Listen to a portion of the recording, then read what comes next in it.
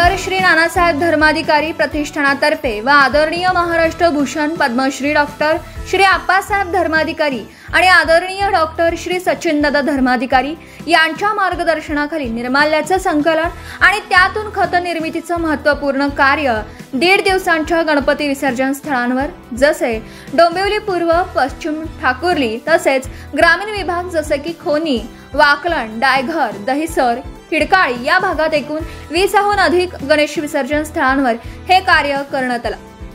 यामध्ये 1000हून अधिक श्री सदस्य सक्रियपणे सहभागी झाले। विसर्जनासाठी आणलेल्या गणेश मूर्तींसोबत असलेल्या निर्माल्याचे या ठिकाणी संकलन केले गेले। प्रतिष्ठानच्या श्री सदस्यांनी हे संकलित केलेल्या निर्माल्यामधील दोरा, प्लास्टिक, कागद आणि इतर अनावश्यक वस्तू बाजूला काढल्या आणि फुलांच्या पाकळ्या वेगळ्या गोणीत भरल्या। एकूण 1 टनहून अधिक पाकळ्यांचे संकलन करण्यात आले। तसेच जमा केलेल्या पाकळ्या उंबारली येथे नेऊन त्यापासून गांडूळ खत तयार केले जाते। हे खत उंबारली व इतर ठिकाणी प्रतिष्ठानतर्फे लावलेल्या वृक्षांना पुरवले जाते।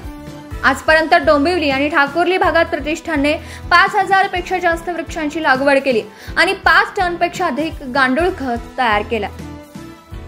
तसेच डॉक्टर श्री आप्पासाहेब धर्माधिकारी आणि डॉक्टर श्री सचिनदादा धर्माधिकारी यांच्या मार्गदर्शनाखाली अनेक समाजोपयोगी कार्य करत जसे बैठकीच्या माध्यमातून अंधश्रद्धा निर्मूलन, बालसंस्कार मार्गदर्शन, जल पुनर्भरण, स्वच्छता अभियान आणि विहिरी व तलावांची स्वच्छता, आरोग्य शिबिर, रक्तदान शिबिर यांचा समावेश आहे।